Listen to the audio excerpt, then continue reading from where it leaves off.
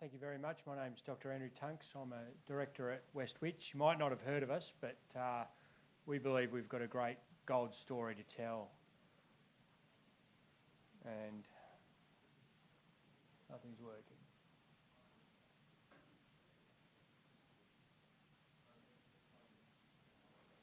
Sorry.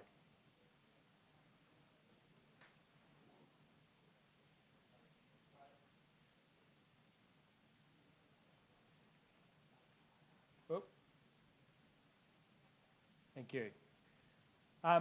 Look, like many companies, our share performance over the last little while has not been fantastic, but I think if you give us a moment to look at the underlying asset, you'll see why this is a great little company. Sorry, I can't get this to go. We have a gold deposit on the world famous Witwatersrand goldfields. The Wits is by far and away, by an order of magnitude plus, the world's largest gold deposit. Okay, over 1 billion ounces of gold produced. 40% of all the world's gold comes from here. Okay, there's 7 individual gold fields. Any 5 of them would be the largest individual gold fields in the world, and the other 2 are around 70 to 50 million ounces as well. So enormous amount of gold in this very old gold deposit. There's been a lot of talk in Australia lately about how similar the Pilbara is to the Witwatersrand, and a lot of exploration goes on there. We have ground in both, but really we're very much focused on the Wits and what's going on there at the moment.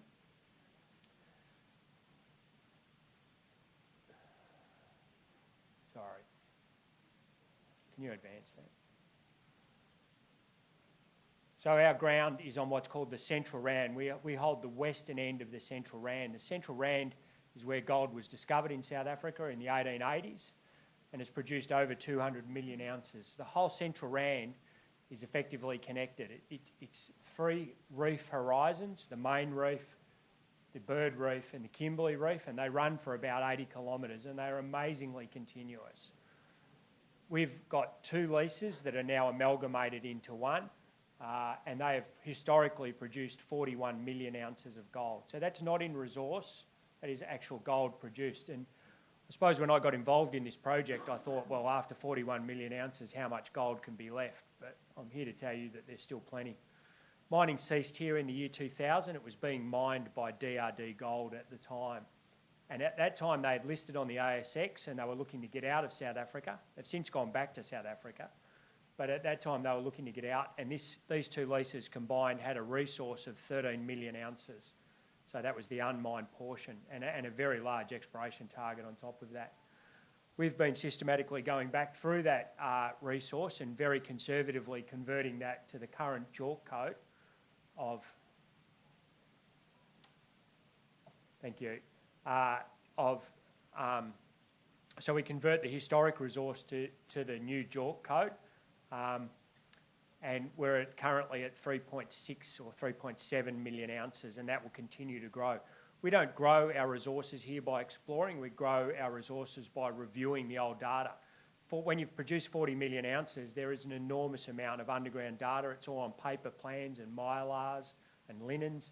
We capture that data, we digitise it, and we produce new ore reserve estimates based on that data. We're not interested. Now, some of this has been mined out to 4 kilometres at depth. And again, that's not what we're after. We're not after pillar recovery. But there is so much gold in these systems that there are very large unmined blocks that you can still access.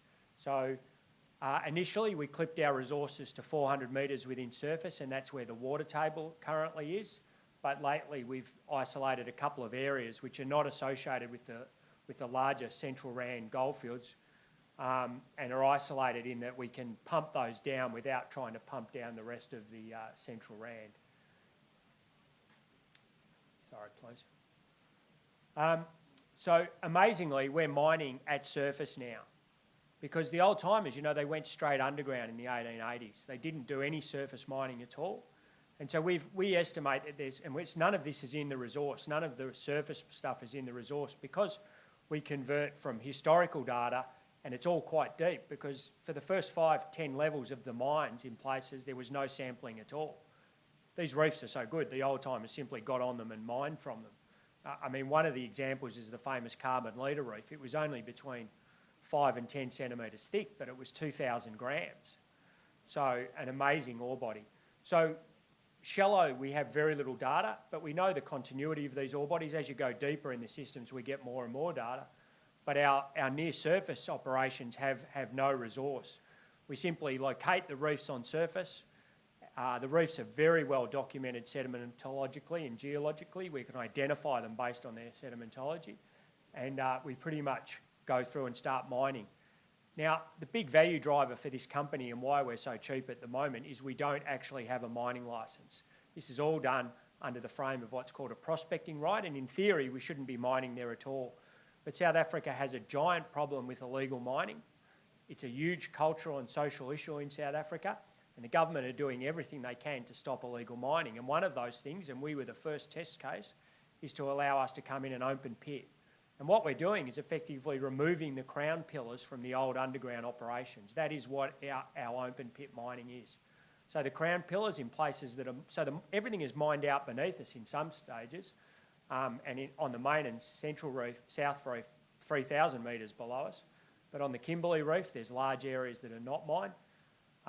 And so we go in, we trench across the reefs, we identify the reefs that we are targeting, and we start mining. Now, it's a very small operation, it's a very small footprint, and really it's done to show the government that we can mine it and mine it responsibly.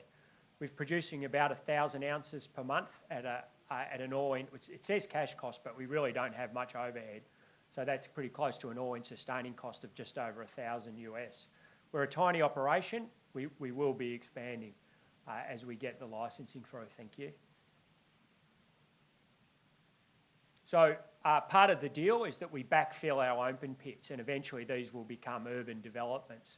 And so again, we're a trial in South Africa. We're at the cutting edge of this. We don't use drill and blast. We use eccentric rippers. We're very close to communities, so there's no drilling and blasting. We employ local people, and we've been very well received. Thank you. So that's the licence as it sits at the moment, and it's the central yellow area is where we're mining now on the famous Kimberley Reef, the youngest of the major gold reefs.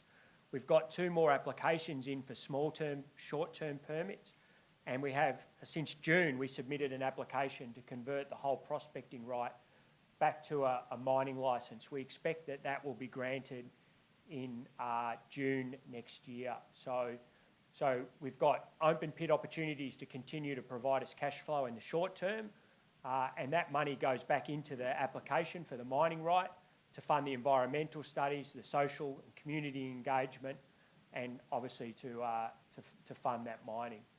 Thank you. So this is a little bit complex, but it shows what we're concentrating on geologically, and I'm just going to need you to advance that button every now and again. Thank you. So please. So we've got two kilometres of strike, unmined, open pittable on the main and south reef. These were the very high-grade reefs. These are short, small crown pillars that are left behind. But we think somewhere around 50,000 ounces there. Thank you.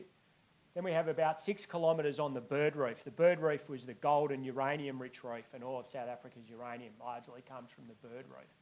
And again, thank you. The Kimberley Reef, that's where we're mining now. I think we've got 4 kilometres of strike of the Kimberley Reef, and then one more. We've got a very large area of Kimberley underground that has not been mined historically. We're halfway through estimating our ore resources there at the moment. We just announced a resource for the K9B, which is one of the reefs, which I think had well over 1 million ounces, and there are several other within. Kimberley Reef is not one reef. There's actually 17 gold-bearing reefs in there. So I'm sorry, I'm running out of time. If you can just finalise that. We've got 2 important stages coming up. We're about to start another re-estimation on the Kimberley Underground Reef. We are about to start some feasibility studies on going back underground. There's an enormous amount of underground infrastructure here. There are 38 shafts. We're not going to be sinking any shafts. We're just going to be refurbing. And we're waiting for the application to come through on the grant of the mining licence. and then we'll really be able to ramp up. We see West Wits within the next 2 years as becoming a 100,000 ounce per annum producer, which is what it was historically. We have a market cap of about $10 million and we think we're fantastic value. Thank you very much.